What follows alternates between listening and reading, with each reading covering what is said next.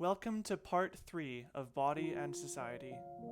We're reviewing the content from Peter Brown's book of the same name, which explores Christian thinking on the body and sexual renunciation in the late Roman Mediterranean world. If you appreciate this content, please like and subscribe. And if you know anyone who'd also appreciate it, don't hesitate to share. Let each person be diligent to go to the church, the place where the Spirit blossoms. And you shall hear there what had not come into your own mind, and you shall make progress in those things which the Spirit shall give you, by means of the prophet who offers instruction to the people. Hippolytus of Rome. How can one recognize the mouthpiece of God? How can one distinguish between a true prophet and a counterfeit trickster? What are the signs of inspired prophecy? These are questions with which religious people have grappled throughout the ages. For the Christians in the 2nd century, there was more than one answer, but the one we're going to be focusing on here is celibacy. As we move into the 2nd century, we see Christian thinkers beginning to make connections between divinely inspired prophets and celibacy, or continence, you might hear it called. It was thought that a sexually active lifestyle could blur one's connection to the spiritual. The spirit, it was thought, required clean vessels, untarnished by regular sexual engagement, to fill with its message for the church. This concept would not have seemed strange either to the Roman pagans or the Jews, both of whom understood abstinence, or even better, virginity, as a catalyst to spiritual receptivity. Recall how we discussed in the previous episode how it would not have seemed strange in the 1st century that Jesus, as a prophet, was unmarried and abstinent. It is with this backdrop that we see our prophets arising in the Christian communities of the Mediterranean.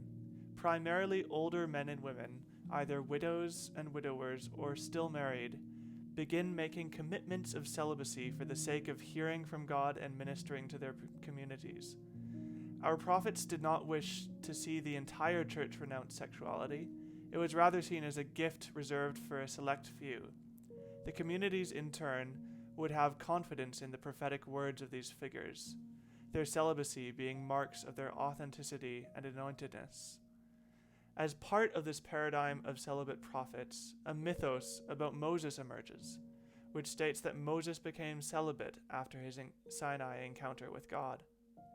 The thing about these elderly prophets that might seem strange to us is that many of them continued to maintain the remaining aspects of their lives outside their prophetic ministry. These include their household estates, streams of income, slaves, children, and connections to the pagan world.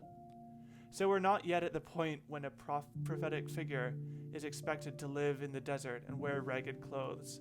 This is much more of an established society type of prophetic lifestyle. Now, around the middle of the 2nd century, there was a Christian prophet named Hermas.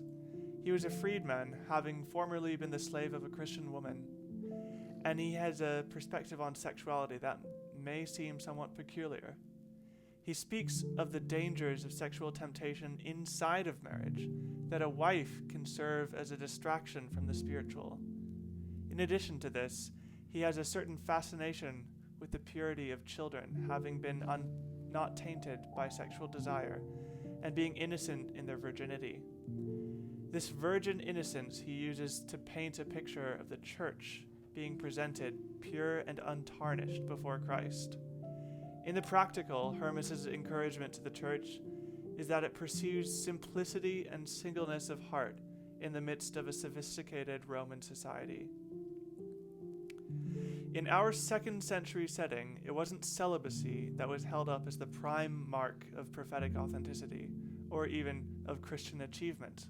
That place was reserved for martyrdom. Towards the end of the century, the martyr became held up as the model of Christian purity and dedication to Christ. The accounts of Christians awaiting torture and martyrdom in prison, having spiritual encounters and being equipped with supernatural strength and endurance, were powerful sources of inspiration for Christian communities. And the beauty of the martyr was a concept held up by the Montanists. Now, Montanism was a late 2nd century prophetic movement which preached openness to new movements of the Spirit, as well as preparation for a glorious martyrdom. This martyrdom, though glorious in concept, proved an evasive destination for the orderly, well-behaved, upper-class Christians in Roman society. This is where continence comes in, as a substitute or second best to martyrdom. Though not as glorious as martyrdom, continence would serve a similar purpose as both the mark of a true prophet as well as a concrete anchor of a greater imaginative framework which could provide inspiration to the growing church.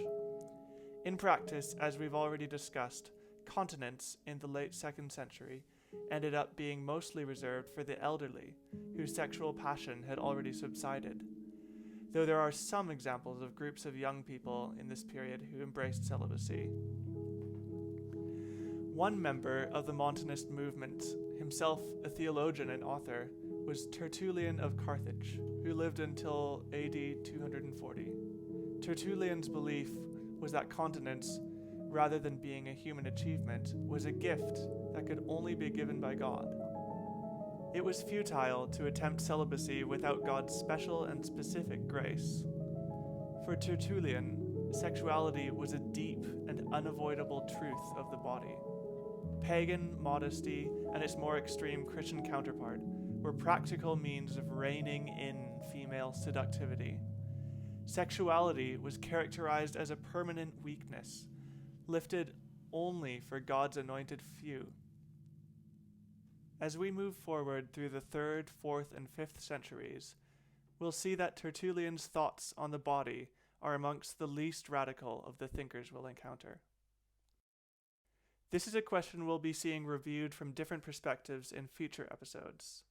How do we relate to the body? Is it good, evil, or just inconvenient?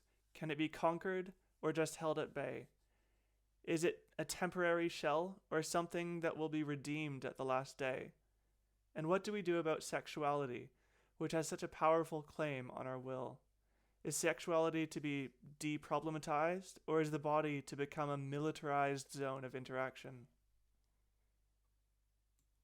Once again, if you appreciate this content, please like and subscribe, and share with anyone who might find this interesting.